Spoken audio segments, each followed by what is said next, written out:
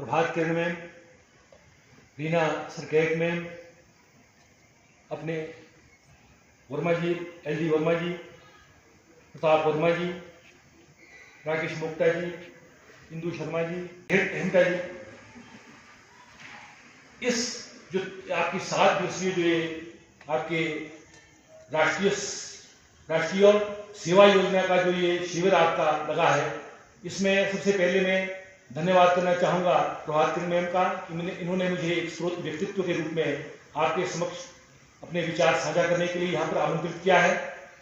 तो प्यारे बच्चों, आज मैं आपसे सबसे पहले मैं आपको राष्ट्रीय सेवा योजना, जिसके विषय में आप पूरी तरह अवगत होंगे, सार रूप में हल्का कहना चाहूँगा कि ये जो शिविर होते हैं, सबसे पहले इसमें आपके कैडेट के रूप में जब आपको लिया जाता है तो आपके लिए एक ऐसी कार्य योजना सुव्यवस्थित की जाती है ताकि आने वाले समय में हम समाज के लिए एक ऐसे व्यक्तित्व के रूप में उस समाज का हिस्सा बने जो समाज के लिए हम बेहतर करते हुए समाज के लिए एक आदर्श प्रस्तुत कर सके।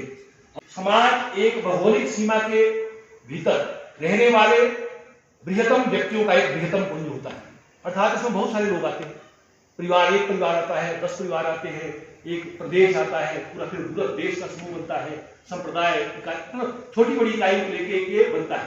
परंतु इसमें साथ ही साथ सांस्कृतिक और सामाजिक एक ऐतिहासिक घेरा होता है। सामाजिक और ऐतिहासिक जो मुख्य चीज है, उनकी विरासत में रहने वाले व्यक्तियों का समूह होता है। संस्कृति क्या है? संस्कृति और सभ्यता आज के परिप्रेक्ष्य में बहुत प्रयोग होता है, परंतु हम अगर देखें संस्कृति और सभ्यता है क्या है, हमें समझना है।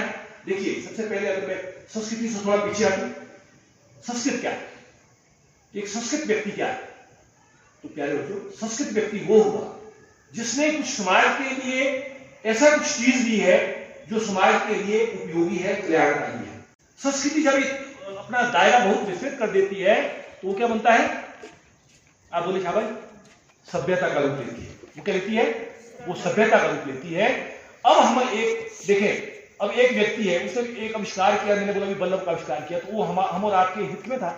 अब एक व्यक्ति था, उसने आविष्कार किया, उसने बम का आविष्कार किया, उसने दिमाग लगाया, सब कुछ ठीक किया, परंतु उसका जो आविष्कार था वो समाज हित में था कि नहीं था। जो आविष्कार या जो बातें या जो चीज समाज हित में नहीं होगी, वो अगर किसी चीज का आविष्कार करता है, समाज को वो चीज देता है, तो वो कैसा व्यक्ति होगा? शाबाश बोलिए, असंस्कृत। हमारे जो बच्चे हैं वो जब समाज में जाए, समाज का हिस्सा बने, उनके अंदर संस्कार हो और वो असंस्कारी ना हो, और उनसे बनती हुई संस्कृति है वो असंस्कृति ना कहलाकर और समाज भी कैसा हो? सभ्य समाज हो। अब हम आगे चले। आप शाम को सायंकाल के इसमें भजन कीर्तन करते होंगे। तो ये क्या है? ये एक ऐसी कार्य योजना होती है जिसके द्वारा हम आप में एक क्या करते हैं? आध्यात्मिकता का गुण विकसित करना चाहते हैं। अब आध्यात्मिकता क्या है? देखिए, हम और आप, अगर कोई आप सुना होगा, आप बोलते हैं, हम कई बार सुनते हैं कि वो तो बड़ा आध्यात्मिक बनता है या वो बड़े आध्यात्मिक विचारों का व्यक्ति है। तो आध्यात्मिक क्या हुआ? देखिए, आध्यात्मिक अधिजमा आत्म, अर्थात ऐसा ज्ञान जो व्यक्ति को आत्मा और परमात्मा के चारों ओर या उसके आसपास कहीं ले जाने की ओर क्षमता रखता है।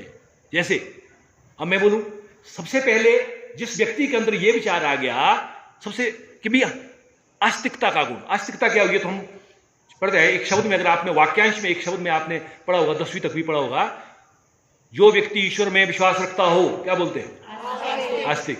तो अब आस्तिकता का गुण आपके अंदर विकसित क्यों करना है? क्योंकि अगर आपके अंदर आस्तिकता होगी तभी तो हम जितने भी हम कर्म करेंगे उसमें हमारे को ये लगेगा कि हमें कोई देख रहा है, कोई एक ऐसी सत्ता है जो हम और आपको देख रहे हैं।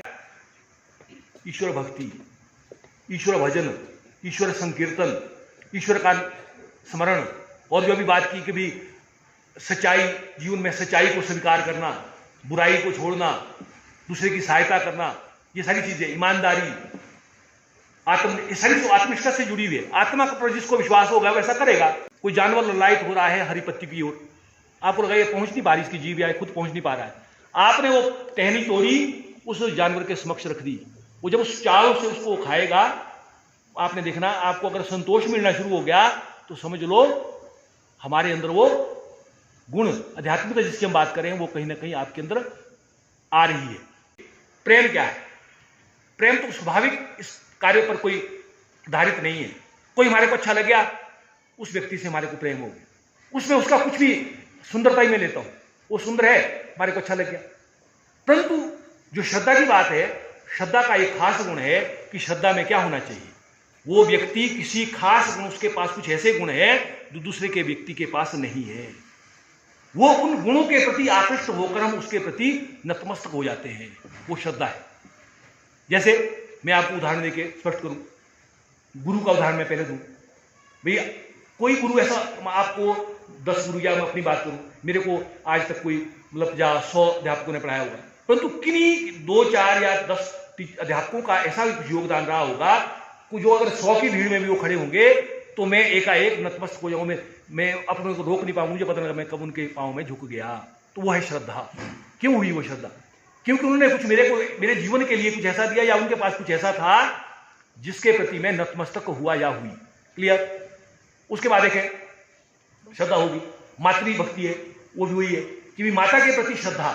मेरे को लगा भी कि माँ कितना परिवार के लिए कर रही है, कितना मेरे लिए कर रही है, कितने भाई के लिए कर रही है, कितना पूरे उस घर के संयोजन के लिए, उसके जोड़ के लिए कर रही है। अगर उसके प्रति जो हमारे मन में रात दिन उसके गुणगान हम करेंगे कि मेरी माँ तो ऐसी है, दूसरा बोलेगा नहीं वो बोलेगा मेरी माँ तो ऐसी है, हर बात में माँ को जोड़ेगा, तो वो क्या है? मातृभक्ति। अब जब भक्ति पैदा होगी अंदर को, किसी को हमारे को अच्छा लग गया, उसका गुणगान जब व्यक्ति रात दिन करने लग जाए, वही तो फिर क्या है? वो क्या है? शाबाश। पहले तो श्रद्धा होगी, पहले प्रेम बोला मैंने, फिर श्रद्धा बोला। श्रद्धा से क्या जागृत हुआ? यस। अगर नई पीढ़ी हमारे पास अच्छी है तो हमारा समाज भी अच्छा होगा। मैं अगर एक भवन का उदाहरण दूं, एक बिल्डिंग है, बिल्डिंग में अगर आधारभूत ढांचा ठीक है, नीचे बेस ठीक है, नींव ठीक है, नींव के लिए क्या चाहिए? बेहतर निर्माण सामग्री, गुणवत्ता युक्त। और इसी के मतलब जिस प्रकार वो गुणवत्ता युक्त निर्माण सामग्री चाहिए, उसी प्रकार समाज के लिए कैसे नागरिक चाहिए? कैसे नागरिक चाहिए? गुणों से युक्त है।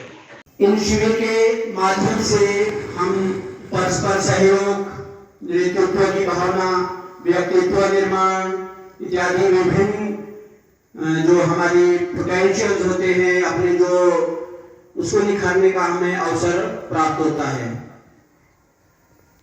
प्रत्येक व्यक्ति में किसी न किसी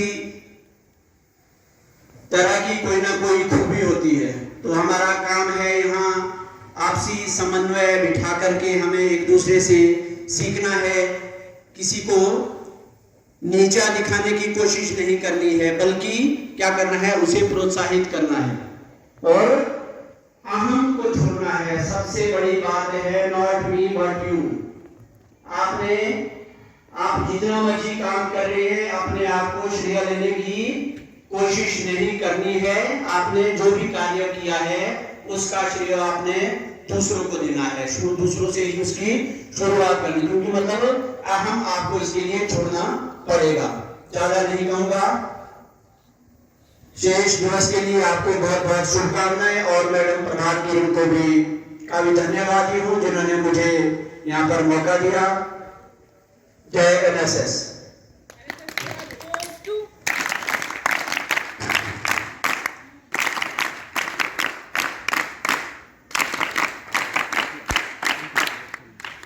Anything which is unacceptable to any persons are called values.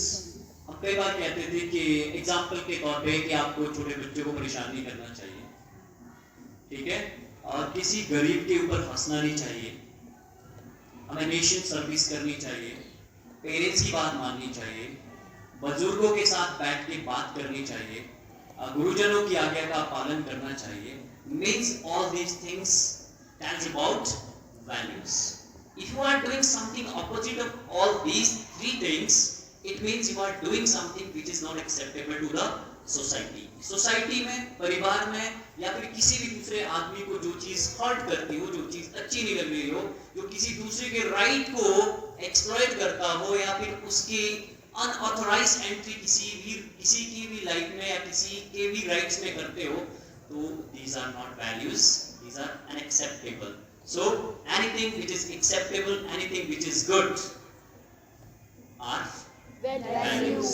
ठीक है, दिशा सर ने कुछ बहुत डेप्थ में जाके आपको वैल्यूज के बारे में बताया। He belongs to Hindi language and literature. He has some, the deep knowledge of Adhyatam and all these things. So thank you very much, Dr. Desai Sharma जी, आपने इतनी बढ़िया बातें बताई। और वो एज अ रिसोर्स पर्सन हमारे इस camp में आए और बच्चों को अच्छी अच्छी चीजें बताई।